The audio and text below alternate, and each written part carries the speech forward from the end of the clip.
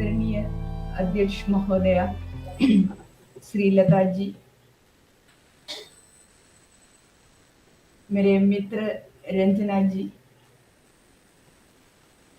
केरल विश्वविद्यालय के विभागाध्यक्ष जयचंद्र, इस सेमिनार के संयोजिका जयश्री, अन्य अध्यापक बंधुओं, छात्र छात्राओं, सबको मेरा नमस्कार।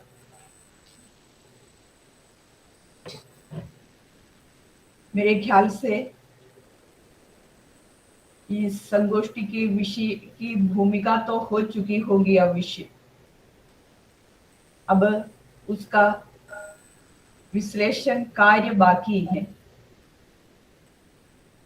मेरे ऊपर जो कर्तव्य है वो तो अनुवाद में भाषा, इस पर बोलना। जयश्री जी ने मुझसे कहा संस्कृति समाज आदि पर बोलने के लिए तो लोग हैं, भाषा पर बोलना है। इसलिए मेरे मित्र और मित्र की मांग को मैंने स्वीकार किया, कारण अनुवाद की आत्मा ही भाषा है। इसलिए भाषा पर बोलना मतलब अनुवाद को पूर्ण रूप से उसकी सैद्धांतिक एवं व्यावहारिक पक्ष को पूर्णतः प्रकट करना है या विश्लेषित करना है। इसलिए मैं दो विषय में प्रवेश करूंगी।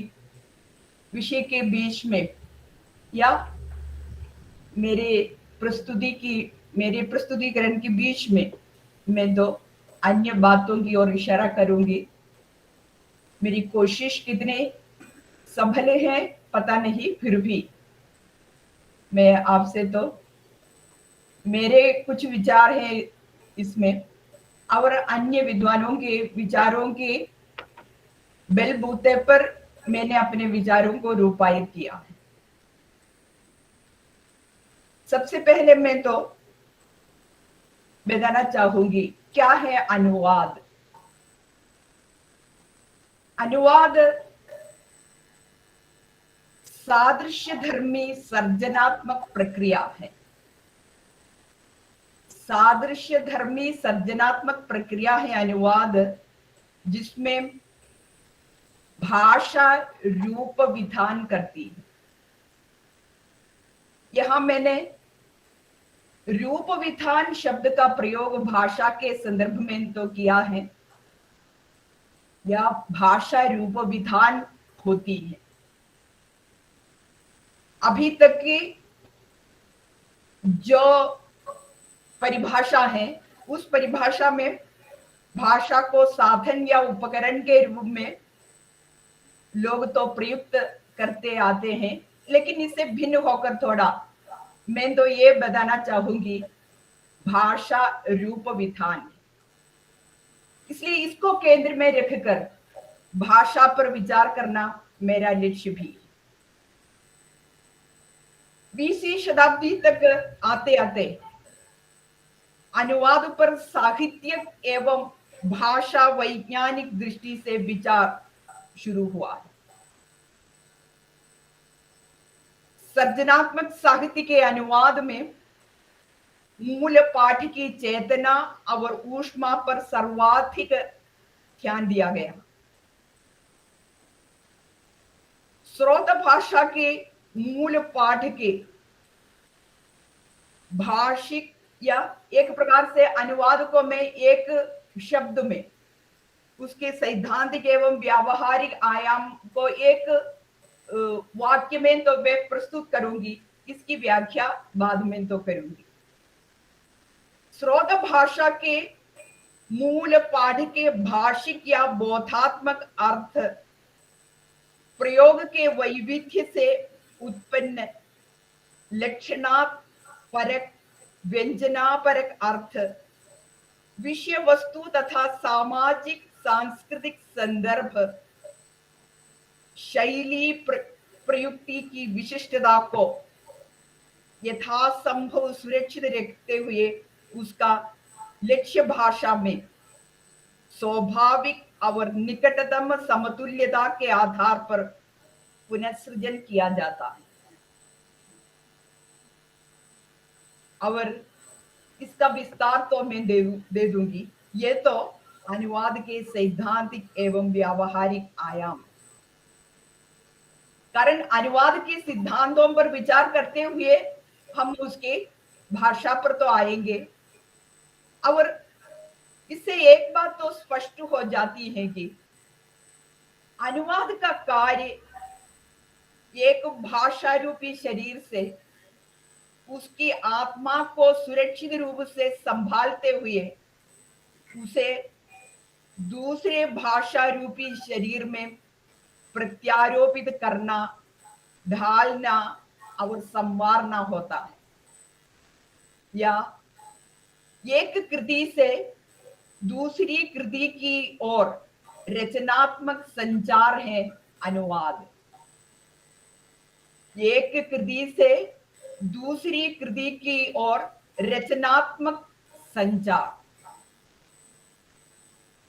और उस रचनात्मक संचार में भाषा के भीतर की भाषा और भाषा के भीतर के विकारों एवं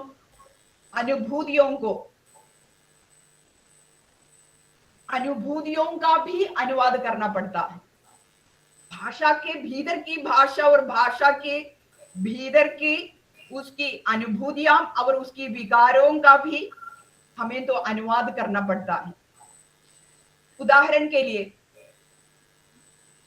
वैक्यम मोहम्मद बशीर के प्रसिद्ध उपन्यास है मदिलगढ़। हम तो मलयाली हैं। और उस दीवारें उस दीवार में उस मदिलगढ़ में दीवार के उस पार खड़ी होने वाली नारायणी को नायक उसकी गंध से पहचानता है। मदिल या दीवार है, एक तरफ तो नारायणी है, दूसरी तरफ नायक है। नायक नायिका या नारायणी को पहचानता है उसकी गंध से। एक स्त्री की गंध को पहचानने वाली भाषा का इस्तेमाल जिस प्रकार वैक्यम मोहम्मद बशीर ने किया था, उसी प्रकार तो एक अनुवाद को भी करना पड़ेगा। नहीं है तो अनुवाद की अर्थवत्ता नष्ट हो जाएगी। वैसे ही हिंदी उपन्यास है गोदान। गोदान के अनुवाद के संदर्भ में उपन्यास की आत्मा के रूप में जो गो है, जो गाय है, वो सर्वत्र छाई हुई है गाय। उसे समझे बिना, मतलब उसे समझना उसकी विभिन्न आयाम है, डायमेंशन है, समझे बिना गोदान का अनुवाद करना ये तो कितना अधूरा रह जाएगा। इसलिए दोनों भाषाओं के बीच के इस अनुवाद कार्य में भाषाओं के में जितनी क्षमता होनी चाहिए उतनी रुचि एवं जानकारी विषय के संदर्भ में भी अनिवार्य है। तब तो अनुवाद एक सांस्कृतिक प्रक्रिया में बदल जाएगा। और इसके साथ आपको यह समझना चाहिए कि भाषा कोई स्थिर या निष्क्रिय वस्तु नहीं है। कारण भाषा है हमारा मुख्य विषय। स्थिर या निष्क्रिय वस्तु नहीं है, या साधन या उपकरण नहीं है जो अपने सामाजिक, सांस्कृतिक, परंपरागत एवं भौगोलिक परिवेश में पलती है और पनपती है। इसलिए हम कहते हैं कि अनुवाद सर्जनात्मक प्रक्रिया है।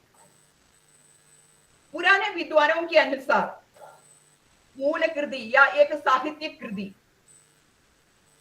उस साहित्यिक कृति की ही संभावना होती है। कारण उसका जो कथ्य है वो देश और काल की सीमा का अतिक्रमण करता है, और वो शाश्वत रूप से रूपबद्ध होता है, वो शाश्वत रूप से रूपबद्ध होता है। पुराने या हमारे बीच में जो साहित्य शास्त्री हैं, भाषाविदे हैं या अनुवाद शास्त्री हैं, ये तो समझते हैं, कारण मूल जो कृति वो शाश्वत रूप से रूपबद्ध होता है, रूपबद्ध होती है। और उस कृति की जो अलौकिकता है, उसकी विशिष्टता है, ये सब विचारणीय है। लेकिन वे मानते हैं कि साहित्यिक कृति का जो शाश्वत पक्ष या उसकी जो विशिष्टता या उसकी जो मूल्य, ये तो जब दूसरी भाषा में जब उसका अवतरण होता है या जब उसका विस्थापन होता है, तब ये सब तो नष्ट हो जाते हैं, ये सब नष्ट हो जाते हैं। या अनुवाद में मूल कृति की सारी विशिष्टताएं तो नष्ट हो जाती है, ये तो पुरानी मान्यता है अनुवाद के संदर्भ में। अनुवाद शास्त्री रॉबर्ट फास्ट ने कहा था कि अनुवाद में जो तत्व छूट जाते हैं वही कविता है। अनुवाद में जो तत्व छूटे जाते हैं वो तो कविता है, मतलब उसकी साहित्यिकता, उसके जो शाश्वत मूल्य, ये सब, ये इसे हम तो साहित्यिकता कहते हैं। यही तो एक रचना के संबंध में तो काल सीमा को अतिक्रमण करने में तो समर्थ तत्व है। ये तो पुराने विचार हैं। आधुनिक भाषा शास्त्रियों में या अधुनातन विचार इससे बिल्कुल भिन्न है। इसलिए मैंने कहा साहित्यिक या ये अनुवाद तो एक प्रकार से तो सर्जनात्मक प्रक्रिया ही है। ये कारण अनुवाद संबंधी या अनुवाद संबंधी सिद्धांतों के विचार से या अनुवाद संबंधी भाषा भी उभर आते हैं, या इस पर हम तो आ जाएंगे। आधुनिक अनुवाद शास्त्रियों में मुख्य है नाइडा और काटफोर्ड। उन्होंने अपने सामने समतुल्यता के आधार पर अनुवाद की परिभाषाएं तो दी हैं। इसलिए मैंने शुरू में तो कहा था कि सादृश्य इसमें मुख्य है, समतुल्यता। इन दोनों ने समतुल्यता पर आधारित अपने सिद्धांतों को हमारे सामने तो प्रस्तुत किया है, या इस सिद्धांतों के आधार पर स्रोत भाषा के पाठ का अवतरण लक्ष्य भाषा के पाठ में किया जाता है। उनमें काटफोर्ड ने पाठपरक उपादानों की समतुल्यता के प्रतिस्थापन की बात की है। पाठ, एक पाठ स्रोत भाषा के पाठ के विस्थापन दूसरी भाषा में, मतलब समतुल्यता, ये प्रतिस्थापन समतुल्यता पर आधारित है। लेकिन नाइडा ने इस प्रतिस्थापन में पाठ के, पाठ शब्द पर ध्यान देना चाहिए, टेक्सचुअल मटेरियल ही कहा है। टेक्सचुअल मटेरियल काटफोर्ड ने, परिभाषा की ओर मैं नहीं आ जाऊंगी कारण इसका स्पष्टीकरण करना मेरा लक्ष्य। और नाइडा ने पाठ में निहित अर्थ और शैली दोनों के समतुल्य उपादानों के प्रस्तुतिकरण पर बल दिया है। या मूल पाठ और लक्ष्य पाठ में संतुलन बनाए रखने के लिए कभी भाषिक इकाइयों का अंतरण करना पड़ता है और कभी संपूर्ण अर्थ का। इसका मतलब मैंने यही कहा, कभी कभी ये मूल पाठ और लक्ष्य पाठ में संतुलन बनाए रखने के लिए भाषिक इकाइयों का अंतरण करना है और कभी संपूर्ण अर्थ का। इस संदर्भ में उल्लेखनीय एक बात है, अनुवाद की भाषा। मैं आपसे कहना चाहूंगी, अनुवाद की भाषा कभी भी एकनिष्ठ नहीं है या एक आयामी नहीं है। कारण अनुदित एक कृति है। अनुदित कृति में दो भाषाओं का संचरण अवश्य, या दो भाषाओं की संरचना और संस्कार अवश्य मिलजुल कर एक कलात्मक ढंग से मिलजुल कर एक कृति बनकर हमारे सामने तो अनुदित रचना में तो आ जाते। मतलब दो कारण आपको मालूम है, हम मलयालम भाषी हैं। मलयालम भाषा में लिखित एक रचना, वो एक उपन्यास है, तो उस उपन्यास का अनुवाद हम तो हिंदी में करते हैं, तब हमारे ऊपर तो दबाव आ जाता है इसकी हमारी मूल भाषा की संरचना और इनकी इकाइयां तथा इनकी संस्कृति, उनकी सामाजिकता आदि का दबाव हम जैसे अनुवाद के ऊपर है। हम तो हिंदी में अनुवाद करते हैं, तब लक्ष्य भाषा हिंदी है, तब लक्ष्य भाषा का की जो संस्कृति है, उसका जो समाज है, उस भाषा की जो विशेषताएं हैं, उसकी जो बुनावट है, इन सब का दबाव हमारे ऊपर है। तब इन दोनों की दबाव से, इन दोनों की मिलन से अनुदित भाषा का संस्कार रूपायित होता है।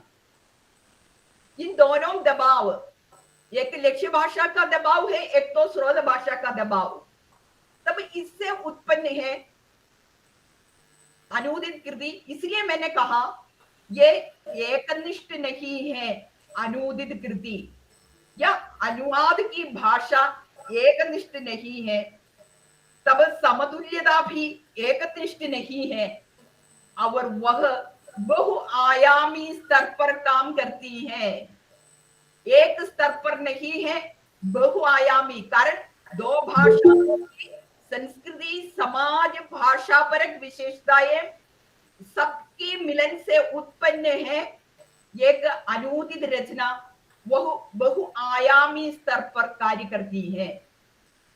तब अनुवाद कृति की व्याख्या अपने परिप्रेक्ष्य में करता है जो निश्चित समय पर विशिष्ट संस्कृति की आवश्यकता के अनुरूप होती है। एक ये बहुआयामी मतलब एक पक्षीय नहीं है। अनुवाद एक कृति की व्याख्या अपने परिप्रेक्ष्य में तो करते हैं। एक उदाहरण तो मैं कहती हूं, कारण समय बदल रहा है, समय बदल रहा है, इस समय की मांग के अनुसार उस बदलाव को सामने रखकर हमें तो अनुवाद करना है। एक उदाहरण मैं तो कह दूंगी, कबीर जैसे कवि को जिन्होंने मसी कागज छुआ नहीं, उन्होंने स्वयं कहा, जिन्होंने मसी कागज छुआ तक नहीं था, आज भी हम तो उसकी व्याख्या या उसका अध्यापन और अध्ययन हम तो कैसे करते हैं,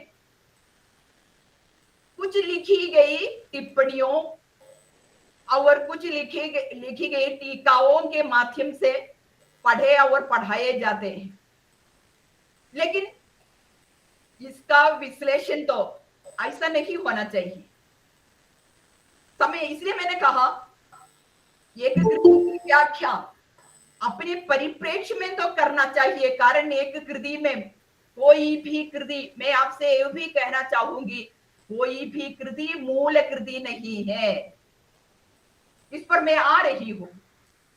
इसलिए इसको स्पष्ट करने के लिए मैं तो प्रसिद्ध भाषा वैज्ञानिक सांसूर के विश्लेषण को मैं आपके सम्मुख, उनके विचार को मैं आपके सम्मुख स्पष्ट करना चाहूंगी। उनके अनुसार भाषा रूप विधान होती है, साधन नहीं है। इसलिए मैंने शुरू में कहा, इसका विस्तार मैं दे दूंगी। इसका भाषा रूप विधान होती है, साधन नहीं। कारण प्रत्येक कृति के माध्यम से रूप विधान, भाषा रूप विधान करती है, या उन्होंने अपने कोर्स इन जनरल लिंग्विस्टिक्स में यही तो बताया। कारण और भी विस्तार दे दूंगी, उसे थल काल के संदर्भ के अनुसार अर्थ के आयामों के भिन्न भिन्न अनुवचनों पर उतारना होगा। कबीर को उस समय की टीका और टिप्पणियों के आधार पर आज नहीं है, कारण उसमें अनेक आयाम तो छिपे हुए हैं। इसलिए संदर्भानुसार उसे तो क्या है उतारना चाहिए, या उसे तो उसकी व्याख्या। पॉल डी मान प्रसिद्ध एक भाषा वैज्ञानिक एवं अनुवाद शास्त्री हैं, उन्होंने भी यही कहा है, कविता सबसे बड़ी सुविधापूर्ण अभिव्यक्ति है जिसका विनिर्माण डिकंस्ट्रक्शन हमेशा समयानुसार किया जा सकता है। उसको हम गद्य टीकाओं या विवरणों में बांध लेते हैं, तब उसके प्रभाव में अंदर आ जाते हैं। कारण एकनिष्ठ कृति को, अनुदित कृति को हम एकनिष्ठ बना देते हैं तो उसके विभिन्न आयाम तो नष्ट होते हैं, संदर्भानुसार हम इसका विश्लेषण नहीं कर पाते हैं।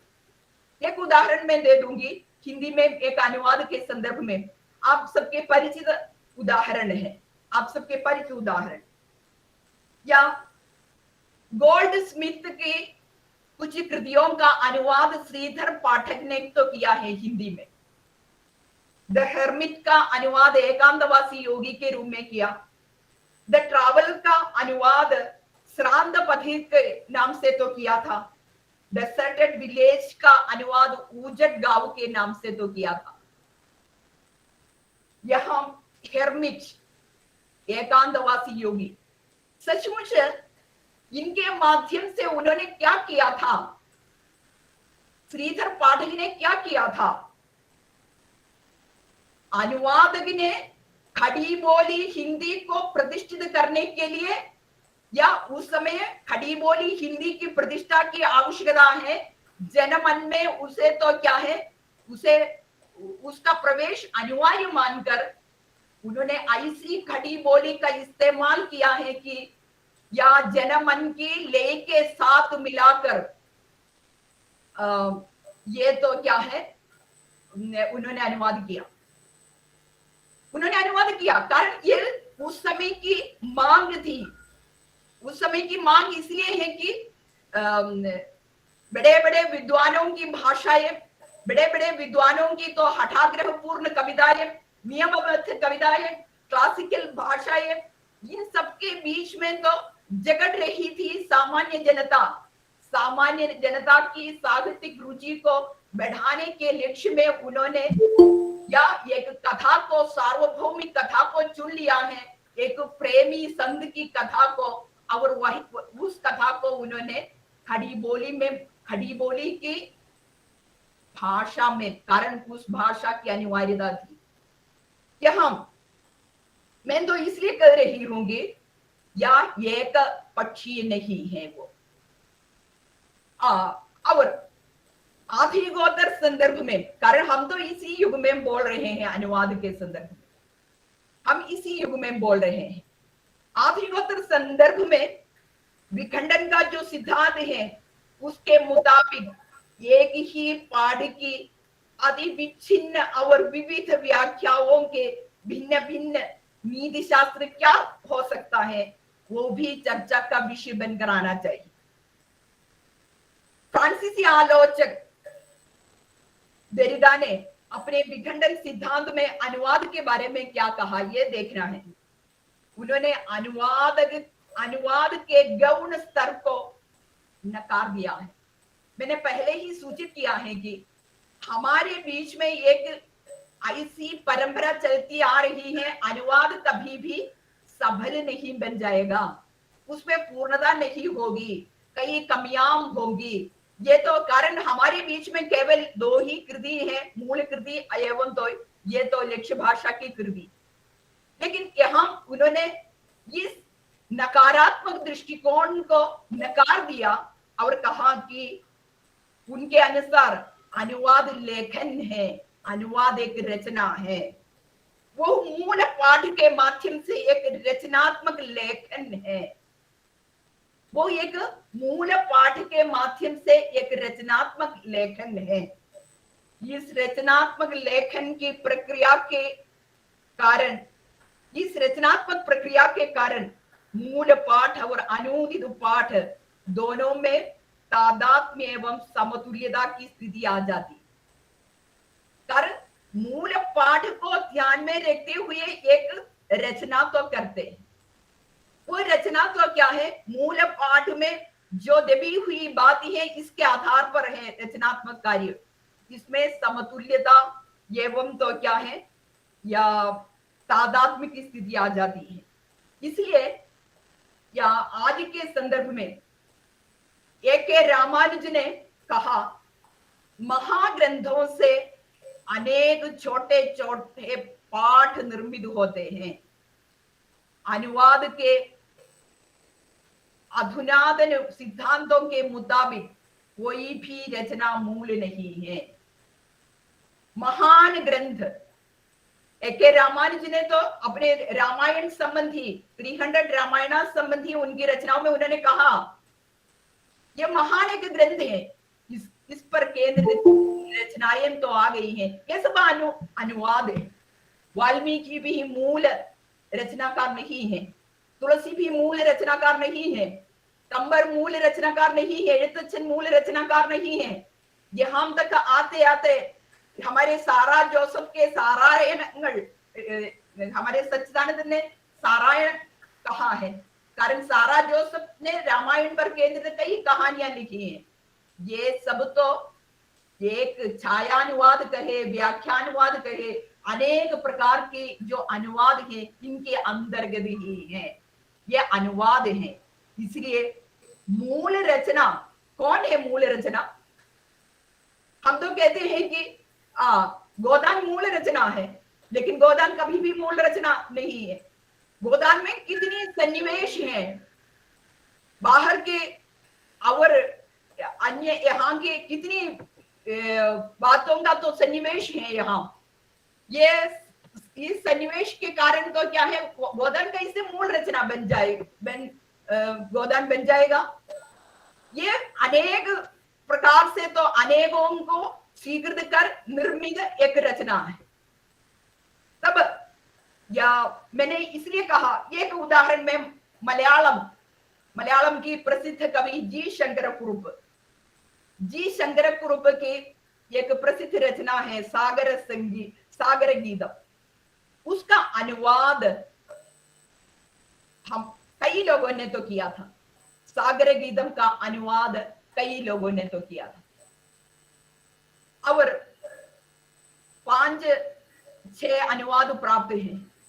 उनमें एक अनुवाद हरिवंश राय बच्चन ने तो किया था, और दूसरा भी एक हिंदी प्रदेश के विख्यात रचनाकार शिवशंकर त्रिपाठी ने किया। एक हमारे ही डिपार्टमेंट के डॉक्टर ईश्वरी जी ने किया था, और इस प्रकार अनेक लोगों ने तो किया था। लेकिन सबसे ज्यादा चर्चा हम हरिवंश राय बच्चन के अनुवाद की तो करते हैं। इसका कारण क्या है? ये तो मैं तो ये इस पर आ रही हूं, कारण कैसे अनुवाद इतना स्वीकार्य हो गया बच्चन का अनुवाद। और जी शंकर कुरुप के संदर्भ में कहें तो ये तो प्रतीकवाद के कवि, प्रतीक एवं बिंबों से भरे हुए हैं इनके कविताएं, उनकी रचनाएं। सागर गीतम में सागर में तो जो लहरायित समुद्र है, इसे कई प्रतीकों बिंबों के माध्यम से उन्होंने तो चिन्हित किया है, उन्होंने कविता की है। लेकिन हमारे बच्चन ने क्या किया है? बच्चन को दूसरी किसी मलयाली का तो क्या है सहयोग मिला होगा, नहीं है तो मलयालम को वे समझ नहीं पाएगी। बच्चन का अनुवाद एक प्रकार की रचना है, पुनर्रचना भी नहीं है, मैं रचना कहती हूं। यह कारण देखिए, हालावादी कवि बच्चन की मानसिकता इस अनुवाद में भी स्पष्ट परिलक्षित हैं, मानो पुनः आप वे ओमर खयाम की रुबाइयों को हिंदीबद्ध कर रहे हैं। करण बच्चन के सबसे प्रसिद्ध अनुवाद है ओमर खयाम की रुबाइयां, और इसे पढ़ते वक्त भी देखना चाहिए यहाँ या हालावादी, उसमें मधुरा, मधुशाला, प्याला, ये देने वाली तो नारी, ये कई अनेक बिंब प्रतीक हैं। और इसलिए तो यहाँ महादेवी की एक उक्ति मैं आपके सम्मुख प्रस्तुत करती हूँ। महादेवी ने जो कहा, कारण इतना सुंदर अनुवाद बच्चन जी का अनुवाद मैं तो आपको सुना दूंगी। महादेवी ने यही कहा कि अनुवाद के लिए ऐसी तादात्म्य मूलक आवृत्ति आवश्यक ही रहेगी जिसमें वह देश काल के व्यवधान पार करके किसी कवि की अनुभूति को नवीन वाणी दे सके। सबको प्यार कर, सभी रुकावटों को पार कर, अनुवाद में तो क्या है, ऐसी तादात्म्य के भाव को पैदा करना चाहिए कि एक नवीन वाणी उस रचना को मिली हो। इस रचना में तो आपको सुना दूंगी, बच्चन की दृष्टि से शायद ये देखेंगे। कारण ज्वार फाड़े की रात को जी शंकर कुर्प ने जिस प्रतीकों एवं बिंबों का सहारा लिया गया है, वे बच्चन की दृष्टि में शायद अपनी मधुशाला के बिंब और प्रतीक लगे हो। अतः उन्होंने प्रस्तुत प्रकरण की, प्रस्तुत कविता की रचना योम की। देखिए मैं तो आपको सुना दूंगी। मृदु मंद चरण नव पथ पर लो शुक्ल पंचमी आई है, किरणों के हाथों चांदी के चंदा का प्याला लाई है छलक रही उसके अंदर स्वर्गिक स्वर्णिम फेनिल हाला। देखिए उसमें चांद के प्याले में स्वर्णिम फेनिल हाला, मद चंद्र कलंग उसे कहना जो दिख रहा, ये काला काला मधुबाला की श्यामल अलकों भावों की यह परछाई है। देखिए उन्होंने किस प्रकार के बिंबों को देखकर, मधुशाला की बच्चन ही हमारे सामने आ रहे हैं, उनकी तो वो शैली है। तब इस मैं पूरा नहीं पढ़ती हूँ, इस प्रकार के प्रतीकों के माध्यम से बच्चन ने जिस नवीन रचना की सृष्टि की है, उसके मूल मतलब तो उसकी स्रोत भाषा की रचना से उसने तो क्या है, अनुभूति की नई वाणी देने वाली कृति की रचना की। मैंने इसलिए कहा था कि यह अनुवाद सचमुच रचना है, अनुवाद को नकारने की आवश्यकता है। और अनुवाद को सफल बनाने के लिए या एक बात मैं और भी आपसे तो बताना चाहूंगी, उसे अनुवाद को अनुप्रयुक्त भाषा विज्ञान के रूप में और बताया गया है कि इसलिए बताया गया है कि भाषा विज्ञान सचमुच एक ऐसी वैज्ञानिक विधा है जो मानव कार्य व्यापार में उठने वाली भाषागत समस्याओं का समाधान ढूंढती है। अनुवाद संबंधी सभी समस्याओं का समाहार, कारण अनुवाद की समस्या भाषा की समस्या है। और हम तो कहते हैं संस्कृति संबंधी समस्या भी क्या है, भाषा के माध्यम से हमारे सामने आ जाती है। इसलिए अनुवाद संबंधी सारे के सारे तो समस्याओं का समाहार इस भाषा विज्ञान के सिद्धांतों के भीतर व्याख्यायित है। और इसमें वाक्य ध्वनि से लेकर वाक्य या प्रोक्ति तक की जो इकाइयां हैं, उन इकाइयों के माध्यम से दो भाषाओं की जो विकल्प है, कारण शब्द है तो पर्यायवाची शब्द है, इन सब का है, लेकिन इसे सार्थक बनाने के लिए व्यतिरेकी विश्लेषण की आवश्यकता है, भाषा का व्यतिरेकी विश्लेषण। तब व्यतिरेकी विश्लेषण सब तब क्या है, कारण दो भाषाओं की तुलना करने के साथ साथ इस अध्ययन में अनुवाद का जो प्रथम कार्य है उसका संदेश और मंतव्य को प्रकट करना, ये व्यतिरेकी विश्लेषण में समाहित है। या व्यतिरेकी विश्लेषण में मूल अर्थ संबंधी समस्याओं को या मूल अर्थ को प्रकट करने के साथ साथ उसकी व्याकरणिक संरचनाओं का विश्लेषण, दो भाषाओं के बीच की तुलना, समानता एवं विभिन्नता पर तो विचार किया गया है, इसका भी प्रयोग तो करना चाहिए अनुवाद के संदर्भ में। और इस संदर्भ में मैं तो आ रही हूं, सबसे मुख्य कारण लिपि भी मुख्य है भाषा वैज्ञानिक अध्ययन में। लिपि भाषा परक अध्ययन में लिपि भी मुख्य है। तब लिपि का प्रयोग हम सबसे ज्यादा अनुवाद विज्ञान में लिप्यंतरण के संदर्भ में तो किया जाता है, अनुवाद के संदर्भ में लिप्यंतरण के संदर्भ में किया जाता है। इसलिए एक उदाहरण मैं आपके सम्मुख प्रस्तुत कर रही हूं। हमारे केरल में या कोचिन यूनिवर्सिटी के भूतपूर्व प्रोफेसर थे विश्वनाथ अय्यर जी। उनके संपादकत्व में और डॉक्टर एल सुनीता भाई के अनुवादकत्व में मलयालम काव्य धारा के दो खंड प्रकाशित हुए, एक तो प्राचीन खंड और एक तो आधुनिक खंड। ये 73 और 78 में 78 में मलयालम काव्य धारा के प्राचीन खंड प्रकाशित हुआ है, 78 में आधुनिक खंड प्रकाशित हुआ है। इस यहां तो सबसे ये सचमुच मलयालम कविता के क्षेत्र में एक मील के पत्थर बनकर आ गए हैं दोनों खंड, हम तो कह सकते हैं।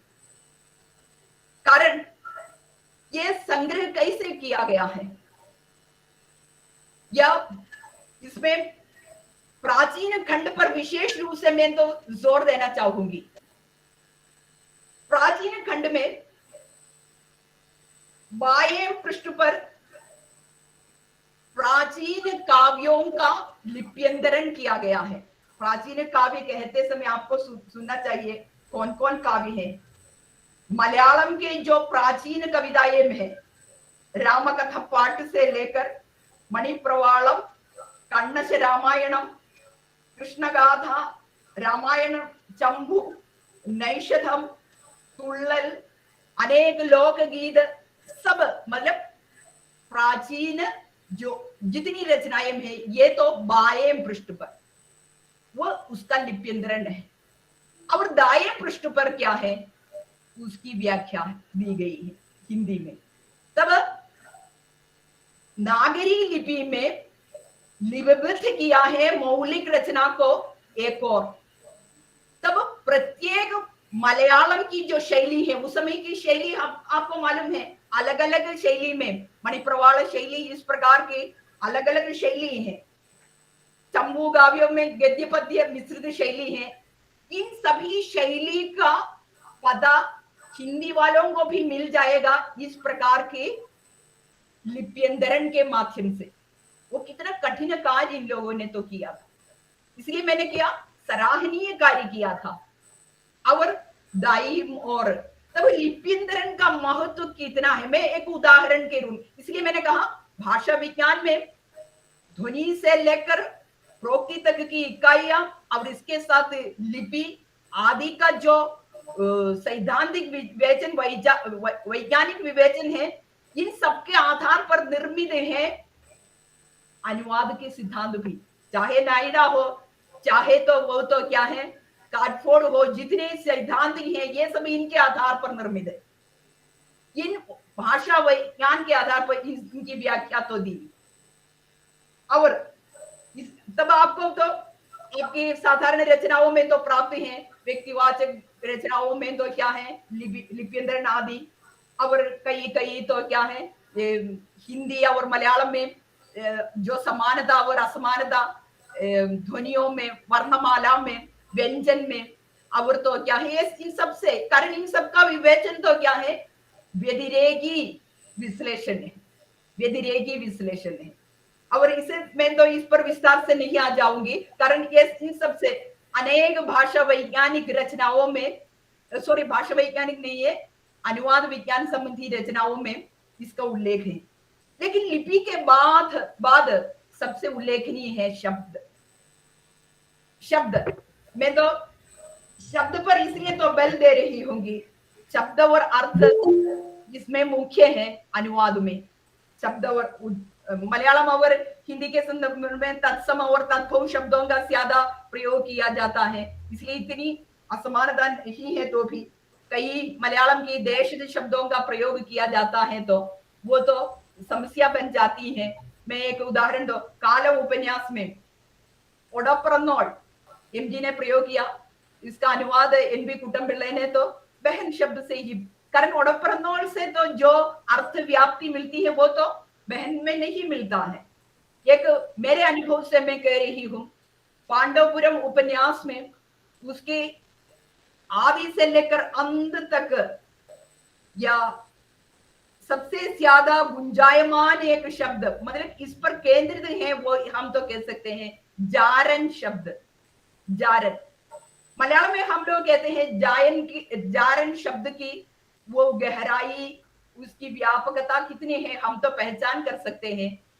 लेकिन हिंदी में, वो तो संस्कृत शब्द है, हिंदी में जब मैंने इसका प्रयोग किया, कई लोगों के से मैंने इसके सलाह मशवरा तो किया, जार शब्द का प्रयोग किया, लेकिन हमारे इधर वो जार शब्द हिंदी में इतना प्रचलित नहीं है। वे लोग कहते हैं जब इसका प्रकाशन तो हुआ था, वहां के कई साहित्यकारों ने कहा था कि वहां, लेकिन अलग एक शब्द क्या है पता नहीं। यहाँ की जितनी व्यापकता एवं गहराई, कारण पांडवपुरम वो उपन्यास इस जार शब्द से तो निर्मित है सचमुच, लेकिन ये जार मैंने जब हिंदी में प्रयुक्त किया है, इतनी अर्थव्याप्ति यहाँ तो नहीं, वहां के पाठक उसकी अर्थव्याप्ति समझने में तो समर्थ नहीं हुए हैं, ये मैंने तो समझ लिया था। और जैसे ही अनेक शब्द हैं हमारे इधर के, अनेक शब्द, और इसमें मैंने इसका तो मैंने इसका उपयोग किया था, लेकिन वहां मुझे तो व्याख्या का इस्तेमाल तो करना पड़ा। और शब्द और लोकोक्ति ये सब इसमें तो आ जाते हैं, इन सब पर मैं तो विस्तार से, कारण कालम शब्द, कालम उपन्यास के बारे में मैं और भी कहना चाहूंगी। ओलक्का चक्का पोई को हम तो मलयालम में वहां देश की बोली है, ओलक्का चरका पोई को, चक्का चरका भी नहीं है, चक्का पोई को, या कुटम्बिल्ले जी ने इसका इस्तेमाल किया है मसू लटके चले जा, इससे कितना अर्थ प्रकट होता है पता नहीं। ये और मोंदे मोगुरुम वीर्पिकण, मोंदे मोगुरुम वीर्पिकण, या गुस्सा उतारना कहा है, मेरे ख्याल से वो तो उचित प्रयोग नहीं है। और वैसे ही अनेक, लेकिन मैं पांडवपुरम की ओर पुनः आ रही हूं, कारण भाषा पर मुझे तो थोड़ा और विस्तार से बोलना है। और सेतु का पांडवपुरम सचमुच एक फैंटेसी है, पूर्ण रूप से एक फैंटेसी है। उस फैंटेसी के निर्माण के लिए सेतु ने जरूर भाषा का रूप विधान किया है। उन्होंने भाषा का रूप विधान उस फैंटेसी के निर्माण के लिए, कारण पांडवपुरम एक फैंटेसी, पांडवपुरम एक फैंटेसी है। कितने उन्होंने प्रयत्न किया है उस पांडवपुरम की सृष्टि के लिए। मैं एक वाक्य आपको सुना दूंगी, പാണ്ഡവപുരം ഒരു ആശ്വാസമാണ്, ആശ്വാസം മാത്രമാണ്, അസ്വസ്ഥമായ മനസ്സുകളിൽ പാണ്ഡവപുരം രൂപം കൊള്ളുന്നു, अस्वस्थമായ മനസ്സുകളിൽ പാണ്ഡവപുരം രൂപം കൊള്ളുന്നു। ये वाक्य असल में पांडवपुरम का तो मूल है, ഒരു ആശ്വാസമാണ്, ആശ്വാസം മാത്രമാണ്, कारण उस फैंटेसी का निर्माण तो इसलिए तो किया है एक मिनट ശരി അത് അടിക്കരുത് ഇതിന്റെ ഒച്ച ഇവിടെ കേൾക്കുന്നു കേട്ടോ അടിച്ച് നനയ്ക്കരുത് या तब पांडवपुरम की वो सृष्टि के लिए पांडवपुरम एक तसल्ली है, तसल्ली मात्र है, बेचैन में पांडवपुरम जन्म लेता है। और इस पांडवपुरम के संदर्भ में ये कहते हुए मैं तो और एक मुख्य बात पर आना चाहूंगी, उसमें जो देवी रूप है, देवी उसकी नायिका है, उस देवी रूप का चित्रण है। कारण हमारे जो मिथक के अनुसार इस देवी रूप को हिंदी में कैसे हम उतार पाएंगे, कितना मुश्किल है। कारण उनकी समझ में तो आने लायक ढंग से इसे उतारना मुश्किल है। कारण उसी प्रकार की भाषा का निर्माण किया है उन्होंने। और इसके साथ मैं एक बात की ओर आपका ध्यान आकृष्ट करना चाहूंगी, उसमें स्त्री का प्रतिशोध है, स्त्री स्वातंत्र्य, स्त्री मुक्ति और स्त्री सशक्तिकरण सब उसकी भाषा में अभिव्यक्त है। इसलिए एक उदाहरण मैं दे दूंगी, इसके आधार पर मैं आ जाऊंगी। ആരാണ് ഇതൊക്കെ നിശ്ചയിക്കുന്നത്? ദേവി का कथन है, उसकी नाയിക ആരാണ് ഇതൊക്കെ നിശ്ചയിക്കുന്നത്? തന്റെ കൈകാലുകളിൽ കൂച്ചുവിലങ്ങിടാൻ ആർക്കാണ് അധികാരം? स्त्री की मुक्ति है, स्त्री का सवाल है ये सब कारण पुरुष सत्तात्मक व्यवस्था की ओर उसका इशारा है। तब मैं आपका मेरा एक अनुभव भी मैं आपसे तो कह दूंगी। कारण पांडवपुरम उपन्यास का अनुवाद मैंने अनुवाद इतना तो नहीं किया था, छोटी छोटी कविताएं या कहानियों का अनुवाद किया है। एक बृहत्काय उपन्यास विशेषकर मैं तो कहना चाहूंगी, मलयालम से हिंदी में अनुवाद करना क्लिष्ट कार्य है, कठिन कार्य है। लेकिन हम जैसे लोगों को हिंदी से मलयालम में अनुवाद करना सही है, तब तो हम कारण मलयालम की संस्कार से संपन्न है, ये आसान कार्य। लेकिन अनुवाद की ओर मैं नहीं इसके पहले आई थी, या कई कारणों से, या दिल्ली बेल्ट से मेरा नाम तो सेदू जी के पास आ गया। तब उन्होंने कहा मेरे 2 पुस्तकों का अनुवाद तो करना है। उस समय एनबीटी के चेयरमैन थे वे। तब 2 पुस्तक मैंने कहा मेरा मित्र मोहित करेंगे और मैं एक करूंगी। हम दोनों मिलकर उनके घर पहुंच गए। तब उन्होंने यही कहा था मेरे पांडवपुरम का अनुवाद वनजा को करना है। इसलिए उन्होंने कहा मैं इस पर आ रही हूं। कारण पांडवपुरम एक स्त्री केंद्रित उपन्यास है, पुरुष द्वारा लिखित है, तो पुरुष की दृष्टि इसमें है, तो भी इसका अनुवाद एक स्त्री के माध्यम से यदि हुआ है तो वो एक नई रचना बनकर सामने आ जाएगा, एक स्त्री दृष्टि। इसलिए मैंने आपसे कहा अनुभव के माध्यम से मैंने कहा। और मैं अंत में तो इस और एक उपन्यास का भी अनुवाद मैंने तो किया था, वो है तिरुमुगल बेगम, लता लक्ष्मी, एक मतलब समकालीन एक युवा पीढ़ी के रचनाकार हैं। तिरुमुगल बेगम या बेगम हिंदुस्तानी संगीत के प्रकांड पंडित, सितार वादक, विश्व प्रसिद्ध रविशंकर तथा उनकी पत्नी की जिंदगी पर केंद्रित उपन्यास है ये। हिंदुस्तानी संगीत की अंतरधारा है इस उपन्यास में। तब तो उस अंतरधारा को पकड़ना मतलब एक और जटिल कार्य। और इससे संबंधित कितनी पारिभाषिक शब्द, संगीत से संबंधित पारिभाषिक शब्द जैसे रियाज, सुरबहार, ध्रुपद आदि कई शब्द, और इसके साथ कई गजल, इनसे संबंधित कई विचार विमर्श इसमें है।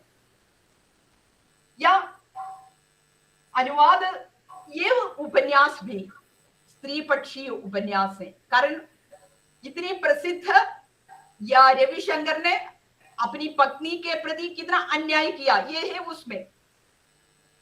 तब मैं तो इन दोनों को मिलाकर या एक नया पाठ, नई भाषा संबंधी सोच आपके सम्मुख प्रस्तुत करना चाहूंगी वो ये है कि स्त्री पक्षीय वाचन प्रत्येक रचना के समय और काल के अनुसार तो अनिवार्य। स्त्री पक्षीय वाचन मैंने इसलिए कहा, ये तो स्वयं कृतिकार ने मुझसे कहा आपको तो करना है मेरे पांडवपुरम का अनुवाद। कारण अनुवाद के संदर्भ में ये इसलिए स्त्री पक्षीय वाचन करना मतलब स्त्री पक्षीय अनुवाद करने की आवश्यकता है, स्त्री पक्षीय भाषा का प्रयोग करने की आवश्यकता है, स्त्री पक्षीय पाठ के निर्माण करने की आवश्यकता है, मूल रचना को ध्यान में रखकर। श्री साइमन के अनुसार नारीवादी अनुवाद का ध्येय ये है कि वो मूल रचना के पुंसवादी विचारों का डंवाडोल करके उनका नए सिरे से विस्तार और विकास करता है। यह अनुवाद स्त्री पक्ष में बोलता है। इसलिए तो हम जो जानते हैं आज रामायण महाभारत पर केंद्रित कई रचनाएं जो आ जाती हैं, सीता, द्रौपदी और अहल्या, ऐसे ऐसे कितने, माधवी जैसे कारण स्त्री पक्षीय पाठ की अनिवार्यता है। कारण हमारे बीच में विशेषकर जगत में ये कहा गया है कि या जैसे रंजना रेगड़े क्यों पर है, ये तो बार बार दिखा रहे हैं, या अनुवाद तो क्या है बहुत कमजोर है। इसलिए सुसन्ना द लिबरल ने कहा मैं एक अनुवाद हूं क्योंकि मैं स्त्री हूं। स्त्री को दूसरा दर्जा दिया जाता है समाज में, वैसे ही मैं एक अनुवाद हूं क्योंकि मैं एक स्त्री हूं। देखिए कैसे स्त्री और अनुवाद की तुलना की जाती है। हमारे इधर भी हम तो कहते हैं मूल जो स्रोत भाषा की रचना, इसे मैं मूल रचना नहीं मानती हूं कारण वो कोई भी रचना मूल नहीं है। वो तो क्या है, या स्रोत भाषा की रचना तो सबल रचना है और लक्ष्य भाषा की रचना को हम तो क्या है कमजोर रचना मानकर इसको नकारते आ रहे हैं।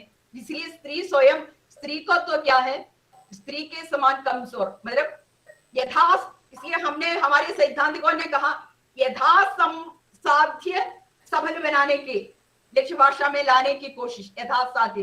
जिस प्रकार हमारे समाज में पुरुष सत्तात्मक व्यवस्था स्त्री को यथासाध्य समानता देने की कोशिश में है, वैसे ही है अनुवाद में भी। आपने सुना होगा यथासाध्य शब्द का प्रयोग, यथासाध्य समतुल्यता या अनुवाद के संदर्भ में। इसलिए स्त्री संदर्भ में या हमारे गायत्री चक्रवर्ती स्पिवाक आपने सुना होगा, कारण अनुवाद की संस्कृति, अनुवाद में समाज, अनुवाद की भाषा आदि के संदर्भ में उनका नाम तो उभारना ही चाहिए। स्पिवाक ने औरत के लेखन के मौन पक्ष को मुखरित करने के ऐतिहासिक अनुवाद की दायित्व पर लंबी चर्चा की है। अपनी किताब एनलाइटेंड मेल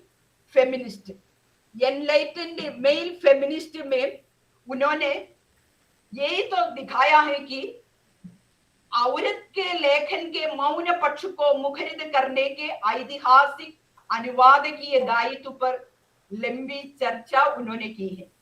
विभिन्न वर्चस्वों के कारण सबल्टन औरत बोल नहीं सकती, उन पर थोपे गए सामाजिक, सांस्कृतिक व लिंग संबंधी दबाव पर अनुवाद को सही समझ होनी चाहिए।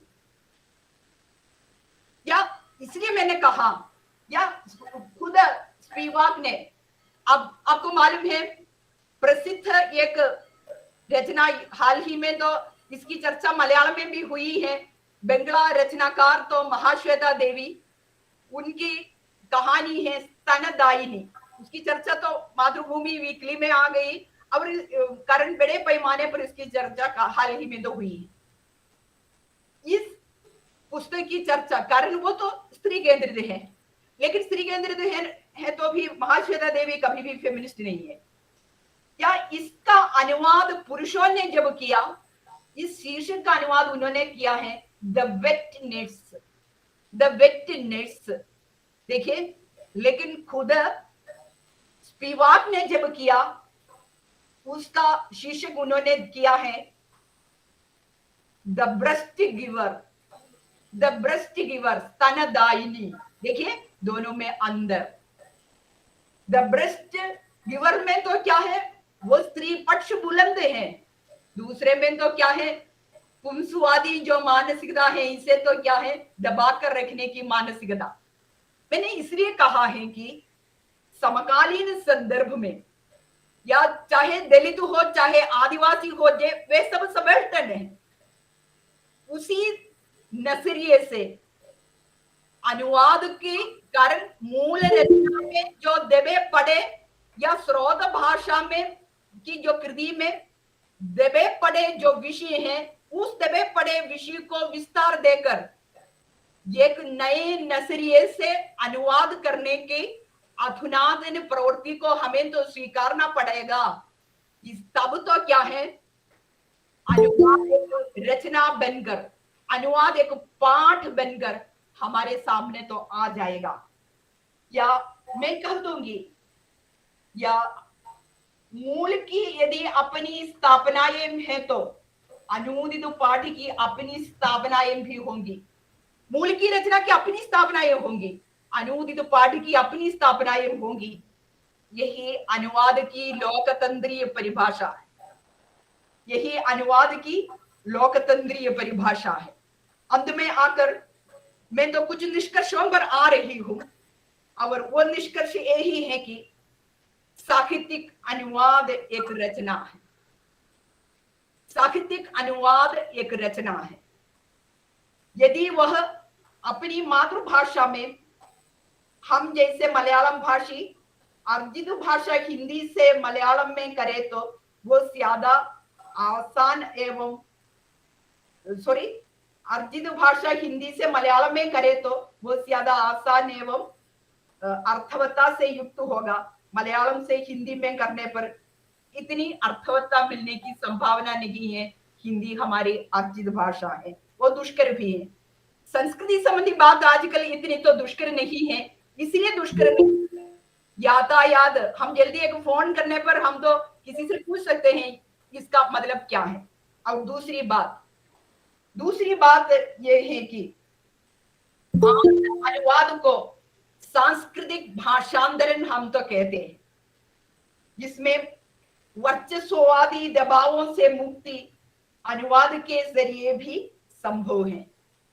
वर्चस्ववादी दबावों से मुक्ति अनुवाद के जरिए संभव है, मतलब सांस्कृतिक भाषांतरण है, अथवा अस्मिता मूलक भाषा का इस्तेमाल किया जा सकता है अनुवाद में।